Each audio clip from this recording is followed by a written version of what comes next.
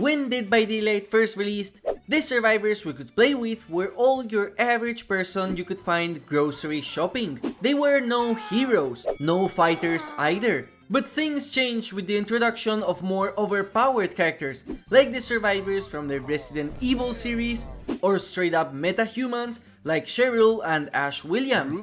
And this made me wonder, if we dropped all game mechanics from Dead by Daylight, then who would be the strongest survivor canonically? Well, let's try to answer that question today, and just in case, quick spoiler alert. And let's start by filtering out the weakest survivors in Dead by Daylight. These are your average humans, survivors with basically zero experience in combat. And if I had to choose one of the survivors as the weakest, it has to be Dwight Fairfield. Not only is he designed to be the stereotypical nerd that everyone makes fun of, his perk design shows that without others, all he can do is hide. In fact, in the official Dead by Daylight trailer, we can see how he is just hiding there while the killer takes down 2 of his teammates, and even then, he proves himself to be useless. This is not the only trailer we saw him getting his butt kicked, as in the Saw trailer, he gets reverse bear trapped, and he also apparently summoned the Cenobites into the realm, also proving that if he loses his glasses, he gets a natural oblivious and blindness status effect. Claudette comes next, and despite her botany knowledge, she's just a stereotypical nerd like Dwight. Her empathy is also a weakness, as she will try to save everyone she can, but this makes her an easier target for the killers. She also shares the same issue as Dwight, because the moment she loses her glasses, it's almost game over. I am sure this position will surprise many, but I think Felix wouldn't last long against most killers, and I don't mean it that way. He definitely looks like someone who has never had a single physically taxing day in his life. He was a family man, a visionary, an architect living a good life. He forgot about his fairy life and never looked back. Next up, we have the Lyra siblings, and they come in a pair since they never leave each other's side. This makes them technically stronger than most of the survivors thanks to the deep connection and care they have for each other, which you can call the power of 2. But this is also a weakness, as the moment one of them gets drastically injured, we can say that the other wouldn't survive. Thalita is for sure the stronger out of the 2, since she has more street smarts than Renato, and the one who would individually survive the longest, as she was able to save Renato's life from the school merchant, a stressful situation which required mental fortitude. So, had it not been for Renato, Thalita would have been rated stronger than most of the survivors in this category. You might be wondering what an alcoholic gamer does so high in this video, since she should be dead last as the weakest survivor in the game. Well, it's pretty simple. Unlike the vast majority of characters in this video who are in a worse spot than before, Feng seems to enjoy the fog as it has given her a new meaning to her life. She sees surviving in the entity's realm as a literal video game challenge, and we have to remember that hope is one of the strongest resources a survivor can have in the realm. That doesn't take away the fact that she is an alcoholic gamer. If Felix's position didn't surprise you, then I am sure Jeff does. He might look tough, and he is, since he is the first character that did get into a fight canonically, but he still received a scar that made him unable to fight anymore. After that, he became a pacifist and a painter, and his perk design shows that he would rather hide and support his teammates rather than fight. Zarina is for sure one of the most self-sufficient and capable survivors in terms of lore, but there are original survivors that are just more trained and experienced than her. The hardest thing she has done is enter the prison cell where she would eventually be taken by the entity, which does require some stealth. Adam Francis reminds me of Zarina a lot, in that both are some of the smartest original survivors as well as self-sufficient in the realm, as he seems to be the only smart enough to use a pebble in order to confuse the killers. Canonically, he also would give his life in order to save you, but the only time this was shown was on the train accident that took him into the entity's realm. Potential hot take here, But I don't think Mikaela is an all-powerful magician. Yes, she did introduce boons as a mechanic, but I don't think that's something she would be able to do outside of the realm. And also, if boons are truly powerful, then it would make the other survivors with boons considerably stronger, and that just doesn't make any sense for me. And the same can be said about Sable Ward, a survivor that perk-wise gets strength from the basement, one of the most dangerous places in the realm, but she is just an edgy woman that is not like the other girls. The only reason I consider both to be stronger than the rest is because they seem to be familiar with the darkness and occult, which does help inside the realm, especially against more paranormal killers like the Dredge, the Spirit, and the Unknown. Like, I don't think Dwight knows what an Onryo is, but Sable sure does. If I made this video before the Rift mechanic was introduced, I would have rated Jake significantly higher, since out of the original survivors, he was the most adept survivor out of them, as the lore painted him as someone who survived for ages in the forest.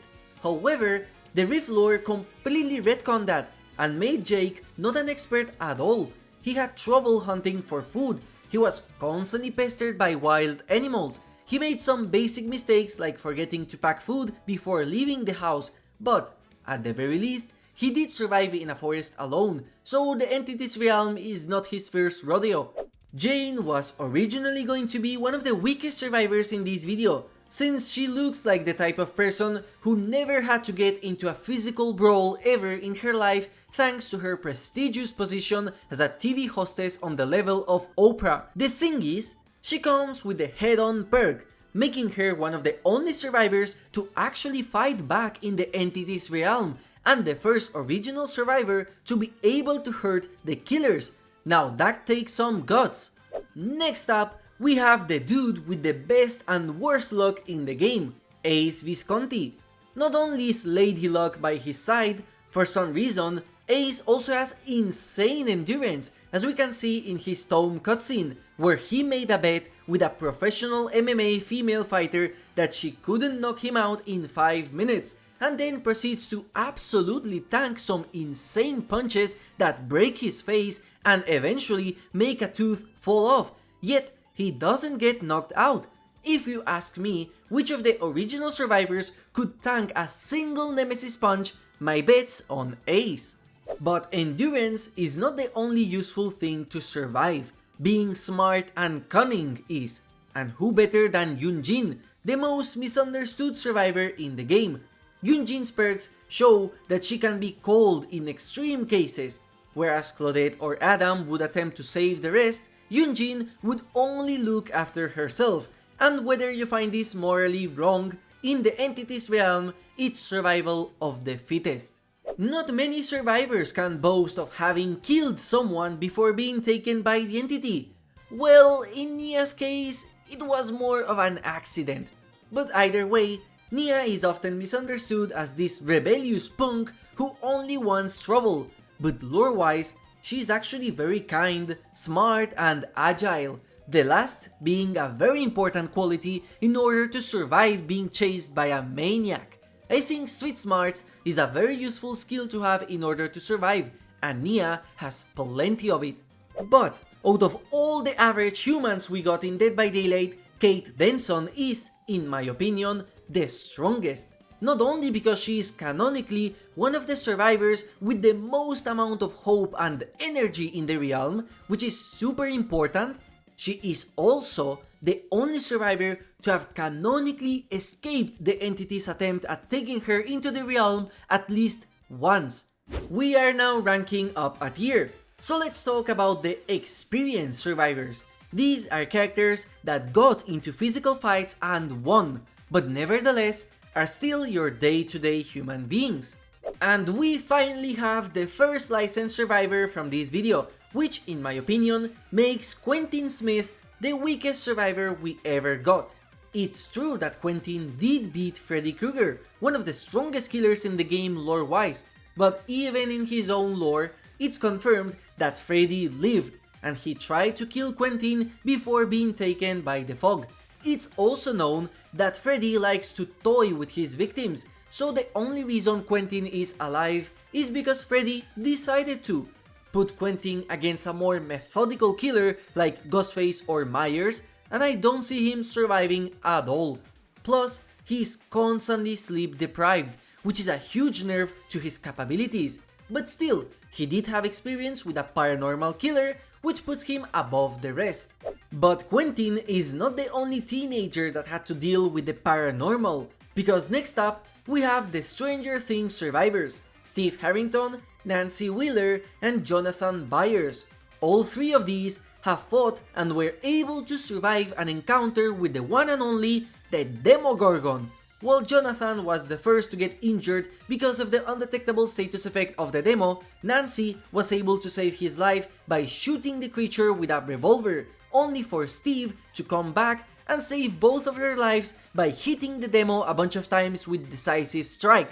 Not only was Steve able to death hard various of the attacks of the Demogorgon, he was also strong enough to make the creature fall back into a bear trap Jonathan set beforehand, only for them to burn the creature alive and make it retreat back to the upside down.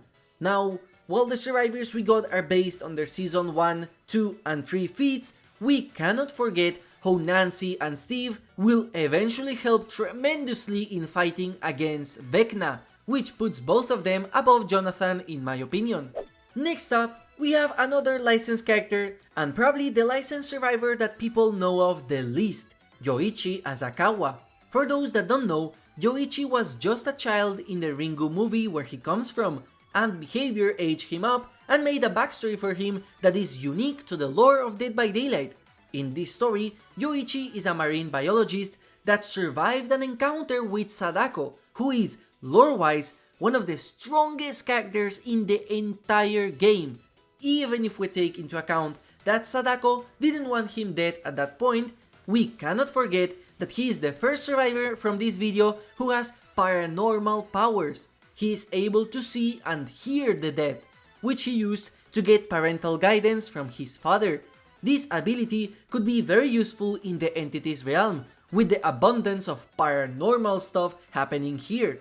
And this is the point where the vast majority of you will disagree, dislike this video, and comment that I have zero idea of what I'm talking about.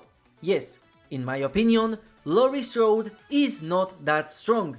First of all, many of you will say that she was able to defeat Michael Myers, a character that many believe can defeat the entity, and I am here to tell you that statement is a complete lie. Myers is not that strong since he's just an almost immortal dude with a mask and a kitchen knife, and also the Laurie from the original film, which is the one that is in Dead by Daylight, actually didn't defeat Myers, as it was Dr. Loomis who came in and shot Myers in the chest, making him fall over the balcony. What we do know is that she will fight back as proven by her encounter with Myers in the original film, and also she will eventually grow, train in combat and put a stop to Myers, so I won't rank her as one of the weakest survivors, even though I really wanted to, just to boost the engagement on this video, because we know that canonically she is capable of more. And hey, if you are enjoying this video, I am sure you're capable of decisive striking that like button. It helps a lot. Thank you in advance. Cybil is a policewoman who appears in the original Silent Hill games, which already makes her more trained than the rest of characters in this video. Cybil's fate is weird, so her actual feats are hard to rank. What we do know is that she is able to use weapons, and she also spent some time in Silent Hill. However, since her entire fate is decided by various in-game choices, I find her hard to rank appropriately, since at best, she ends up helping the main character defeat a strong boss. At worst, she ends up dead. Just like Cybil, Detective Tapp is a trained detective who was obsessed with finding out the true identity of the Jigsaw Killer. He knows how to operate weapons, as well as being cunning and with an obsessive personality. He also survived an encounter with the Jigsaw Killer in a scene where he got his throat cut, yet he was still able to crawl and escape. Tapp, in my opinion, would survive an encounter with a realistic killer like Legion or the Trapper, but he will have a lot of trouble against paranormal characters.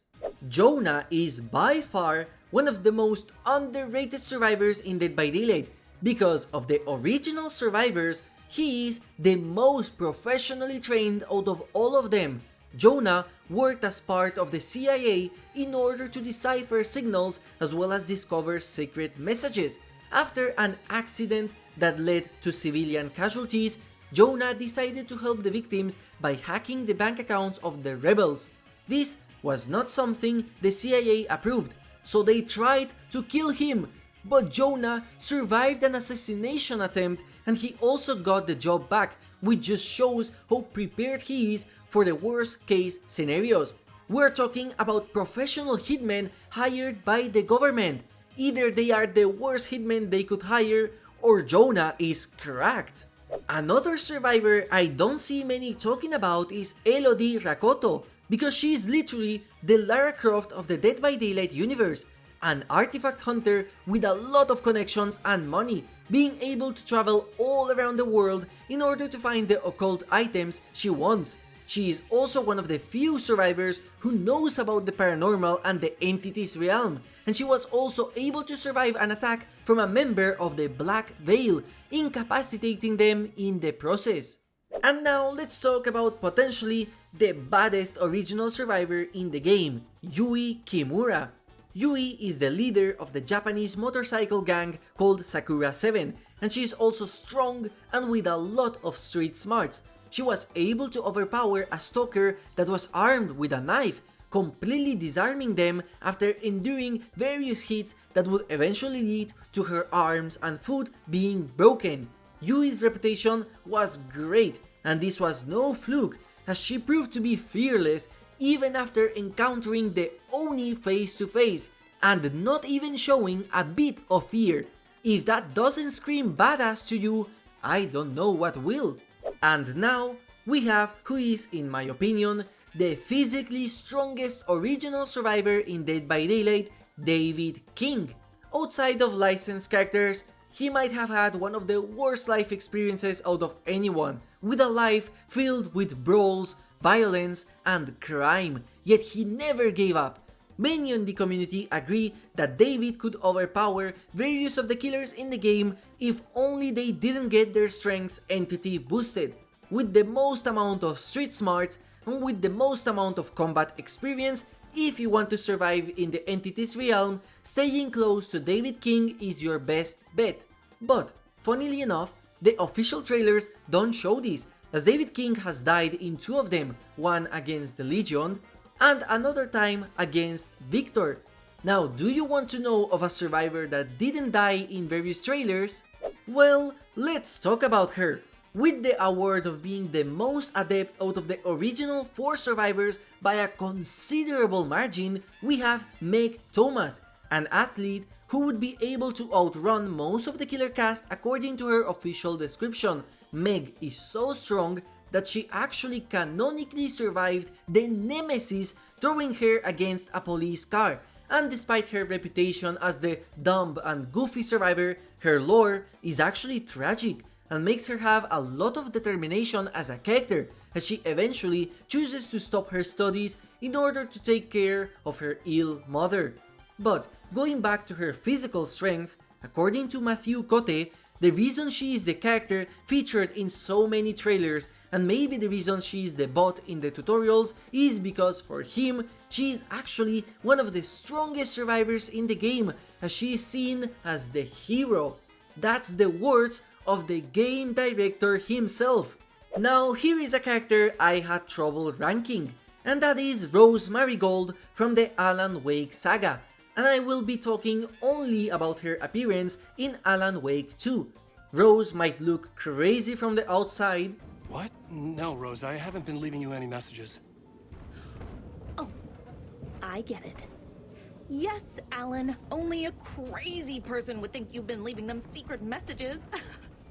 But she is actually one of the strongest characters from that game.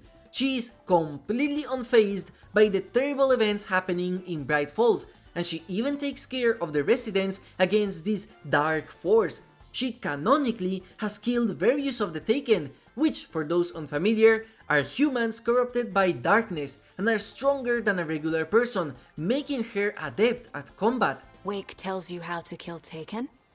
Oh, sure. You're the hero, so you must know all about it. All you need is a strong light, and then your conventional methods of extreme violence. Simple stuff. The tough part is hiding the bodies. And also, she helps Alan Wake defeat this darkness once he returns to Bright Falls. Considering how strong the Taken are and how insane the situation is, for Rose, the fog is just a regular day at the office. And with that, we end our experience tier and start a new one, featuring characters that not only fought and won against strong paranormal monsters, but also have way more experience compared to the previous two tiers. And let's start by putting in a spotlight a survivor that I think not many people actually talk about, and that is Gabriel Soma. Gabriel was artificially manufactured by the Huxley Company as a clone designed to be the engineer in one of the various ships that would look for habitable planets around the universe. Things didn't go as planned, as one of the Hux robots decided to go rogue, harm the crew even though they were not programmed for it, and harvest their biomass for a perfect body. But if you take a look at the Singularity in-game, you can see that this body doesn't look perfect at all. He seems mangled and erratic compared to the precise and smart Singularity from the cinematics. That's because not only was Gabriel the last survivor of the ship, he was also able to outsmart Singularity and blow him up with a hydrogen canister. This makes him the only survivor in the cast to actually dramatically hurt the killer from the same chapter before being taken to the entity's realm. And combine that with the knowledge Gabriel has, since he is genetically implanted to be smart, and you have one of the strongest survivors that Behavior has ever created, even though he ends up dying in the original trailer. Haddie Kaur is by far the biggest missed opportunity Behavior has ever done, because the one we have in the game is just a shadow of the real Haddie Kaur we knew a long time ago. For those unaware, Haddie was a character that appeared in various past lore entries, where she was a ghost and paranormal hunter, going after mysterious creatures in order to take them down. Some of these creatures include a monster with a lot of eyes and teeth, and an actual vampire.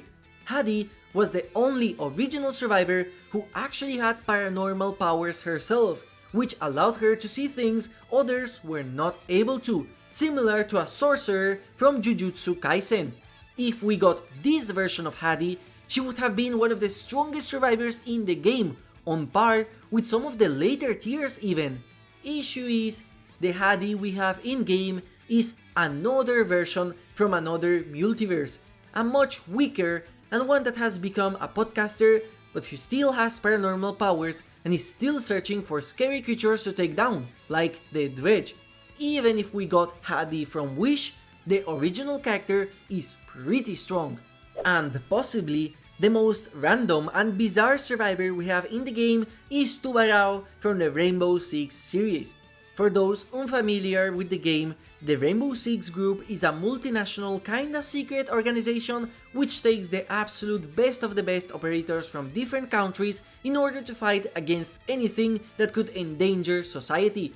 Now in game, this is limited to realistic threats like terror organization groups, but Rainbow did have an event where an alien virus infected part of the population, and they proved to be capable of dealing with supernatural beings as part of the outbreak event. Issue is, Tubarão was not part of the event, and he also doesn't appear in the Extraction game, so there is no canonical basis for me to confirm that Tubarão would be able to deal with the characters from Dead by Daylight. That doesn't remove the fact that Tubarão is by far one of the most professional survivors ever. And last but not least, from the original survivors, we have what is, in my opinion, the only character who has proven that not only can they canonically survive for centuries in the entity's realm, but also become stronger inside of it. And that, ladies and gentlemen, is Lord Vittorio Toscano, originally coming from medieval times. Vittorio is by far the strongest original survivor the developers have created, and he is capable of using magic energy in order to help him inside the trials, as shown in his perk Potential Energy. Vittorio's feat of surviving during centuries also proves that his spirit is extremely strong, capable of continuing his life even after being sacrificed by the killers. If he appeared in the movie, he would be the wise character that everyone comes to whenever they need something explained from the fog. Yet, despite all that, this old man has not shown any capability of actually hurting any of the killers in the game. James is a very complex character, not only in design, but also someone to power scale. James is the main character of Silent Hill 2, a broken man who did terrible things that are physically manifested in the town of Silent Hill. One of these manifestations is Pyramid Head, regarded by many to be the strongest killer in the game, and James is canonically one of the only survivors who would be able to defeat it.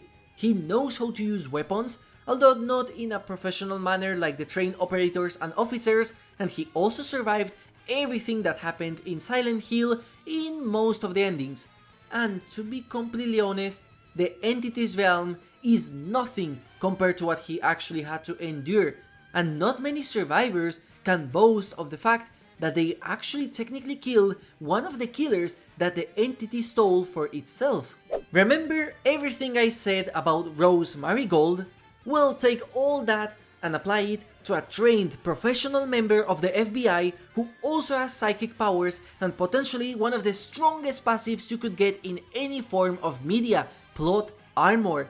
That's Saga Anderson, also known as the hero of Alan Wake's story. Not only did she eliminate a lot of Taken, saved Bright Falls from the darkness by fighting Mr. Scratch, the villain of the game, twice, but she also survived an attempt by the Dark Place that wanted to break her mind. Saga is mentally strong as well as physically strong, and what else do you expect from a survivor that is known as the hero? I firmly believe that she would survive inside Silent Hill. William Bill Overbeck, the second licensed survivor in Dead by Daylight, has shown to be able to kick ass not only back in Nam, but also during an entire zombie apocalypse. If we count zombies as actual bodies, then Bill is the survivor and potentially the character with the most amount of kills under his belt, as he was able to live and thrive during an outbreak that actually gave the infected some special powers like super strength, acid vomit, or super speed. And yet I think just describing his background is enough to prove that he is absolutely busted. Bill served twice in the Vietnam War, where he got an injury on his knee due to shrapnel. When he came back to the hospital in order to get the knee cured, a zombie infection broke out, and yet he was still able to beat Zombie Butt with an injured knee. And if you think that's not busted enough, he did it all under the effect of anesthesia. However, it's true that Bill is the only survivor in the game that is canonically dead. But what solidifies Bill as strong is that, in my opinion, a single tank is stronger than half of the killer cast in Dead by Daylight. And it didn't take one tank to take down Bill, nor two tanks. It took multiple tanks to eventually kill Bill. Now that's a tough son of a... And finally, let's talk about Ellen Ripley, one of the most iconic, if not the most iconic licensed survivor we have in the game. Ellen Ripley was the only survivor, along with Jonesy the cat, we cannot forget this cutie, of the xenomorph encounter in the Nostromo. Not only was she able to outsmart one of the most dangerous creatures in horror media, she also survived and killed a xenomorph queen, which is already an impressive feat that puts her above the vast majority of characters. She has extensive military knowledge from the far future, like a better Gabriel, and overall, I don't see Ellen being even scared by humans like the Trapper, the Legion, or even the Doctor, as the Xenomorph is simply stronger in every aspect. Even the Demogorgon would look pathetic to her. If you ask me whether I think Ellen would survive what happened in Silent Hill or what happened in Bright Falls, I would say absolutely. But Ellen marks the end and start of a new tier. a tier that originally while making this video I was just gonna call the busted tier. However, I noticed something that all of the survivors in this section had in common, which made me call it the Resident Evil tier. And before we start talking about all the survivors, I want to make one thing clear. Carlos is the weakest one from this tier, as he only appears in one game and we don't know much about him, so I think most characters from the previous tier beat him in strength, like Bill, James, Saga or Ellen. With that out of the way, let's start talking about why the Resident Evil characters are extremely strong. First of all of them have experience regarding biohazards like zombies, mutations like lickers, or tyrants like Nemesis for Jill, Mr. X for Leon, Ada and Claire, and the Proto-Tyrant for Rebecca. Chris and Shiva, on the other hand, fought Wesker, who is arguably even stronger than any of the tyrants mentioned above, so in a sense, the vast majority of killers from Dead by Daylight are pathetic when compared to the vast majority of enemies all of those characters had to fight. We're talking about Leon, the man who can dropkick Las Plagas and who killed various giants. We're talking about Jill, who fought and completely disintegrated the Nemesis with a massive railgun since it's the only thing that could take him down. And we're talking about boulder punching Chris. I don't think the Deathslinger's harpoon can even penetrate his rock steel abs. The Resident Evil cast is busted beyond belief, and seeing Leon or Jill have to run from a maniac with a kitchen knife is really ridiculous when you think about the insane amount of plot armor they had in the original games. One thing I do have to specify is that the Chris and Leon we have are from Resident Evil 1 and 2 respectively, where most of the characters are still inexperienced and don't have the true experience they will get later. For that reason, if I had to point the strongest out of all of them, I have to go with Jill Valentine and Ada Wong, as both of them have the most amount of experience when compared with the rest. And before we continue with the next tier, I would like to talk about two characters that I found very hard to rank due to their actual nature, and that is Lisa Garland and Maria. The reason why they are hard to rank is because, and huge spoiler warning, but both of these survivors are technically not human. Maria was created by Silent Hill as a parody of Mary, the dead wife of James, so in a way, she's a monster. For Lisa, by the time she appears in the games, she's already dead, so she's a spirit trapped inside Silent Hill, a survivor who didn't know was dead already. Putting them next to human characters is weird, and either way, they have very little information to base anything on. Another complicated character is Nicolas Cage, who was originally going straight to the average human tier since they got the actual actor instead of a character he portrayed in any films, like the Ghost Rider. However, the voice lines in game as well as the perk design imply that Nicolas Cage is not worried that much about being stuck in the entity's realm, as various times he is seen mocking the killers themselves. You can't hurt me, you stupid, sick, stupid serial killer! Sadako, not you. Sadako, wait a minute, I live with Sadako. I mean, it's okay. Stop! So, would these be considered as average humans? Experienced? I'll let you decide in the comments down below. But now let's talk about the top, undisputable, strongest survivors in Dead by Daylight, what I like to call the meta-human tier. These survivors are stronger than the majority of killers in Dead by Daylight, and if it weren't for the game limitations and entity boost, they could kill even the supernatural ones. And let's start with the first of the meta-human tier, and that's Ellen Ripley again? Well, no, take a closer look, because this replay is not the same as the one before. This is replay 8, a clone designed by the United Systems military that combined the DNA of Ellen with a xenomorph. This makes her a hybrid. She is not fully human, but she is not a xenomorph either, and this is confirmed by the cosmetics description, so this Ellen is a completely different character. This makes Ripley have inhuman strength, capable of bending hardened steel plates with her hands, rapid cell regeneration which allows her to heal from heavy injuries extremely fast, acidic blood just like the xenomorph, as well as superior senses and intellect. We're talking about a superhuman that would obliterate more than half of the killer cast if she didn't get nerfed by the entity.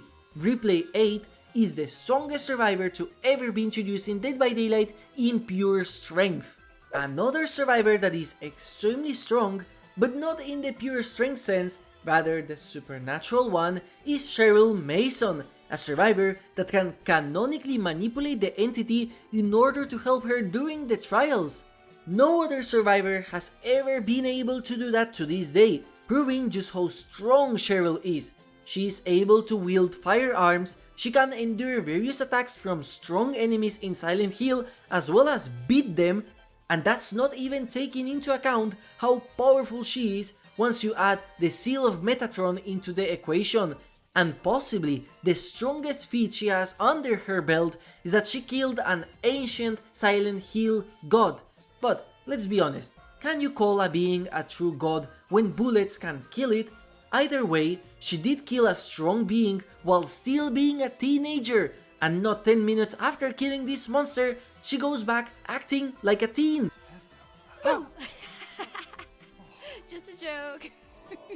Let's talk about the grooviest character in the game, Ash Williams, also known as the Chosen One, the hero of the sky, and the savior of humanity. Ash Williams was born to save the world from evil, and he did it for various years with his superhuman strength and expertise at using the mechanical gauntlet. Various of the Deadites and demons that appear in the Evil Dead franchise are stronger than most killers in Dead by Daylight, and he absolutely dominated them as if they were no big deal. Even the way he was summoned in the realm is a joke. He accidentally named a spell wrong and is now stuck in the entity's realm. If he was able to fight in the entity's realm, he would canonically take down every single killer in the game and then go back to his normal life and drink a margarita. And now, the answer to the question at the start of the video: who is the strongest survivor in the entity's realm? And if I had to choose one of those, it has to be Alan Wake. And let me explain why. When you take a look at him, Alan is just a writer, a man who even the Legion could take down. He is, by definition, the most average survivor in the game, as he has no super strength and no agility either. But what he does have is writing. Alan Wake is able to make anything he writes into a reality, as long as it's considered a true form of art, and the clicker will make those words and that story a fact. During the events of Alan Wake 2, he has been trapped for 13 years inside this dark place, so the events happening inside Dead by Daylight could be completely canon to the lore of Alan Wake, and the most mind-bending part comes from an interview with the developers themselves regarding this DLC, as they hint at the idea that everything that is happening currently in Dead by Daylight is something that Alan wrote himself, that the entity is just another form of the dark place. If this is true, that would mean that every single killer, every single survivor, every single event, and even the entity, all of those were created by Alan Wake as part of a story. He doesn't need super strength nor agility, because he has two of the strongest paranormal powers ever, the power of plot armor, as anytime he dies, he just goes back to the writing room, and the power of being the writer himself, being able to shape reality and decide the destiny of any character part of his story. So, out of all the survivors in Dead by Daylight, Alan Wake is actually the first legit character that could potentially not only canonically escape from the entity's realm, but also defeat it. This is finally a true survivor that canonically would be able to beat the entity. But we will never know if that truly happens. And that's my personal ranking of every single survivor from worst to best. Let me know if you agree or disagree with any of the placements. Thank you for watching and have a nice day.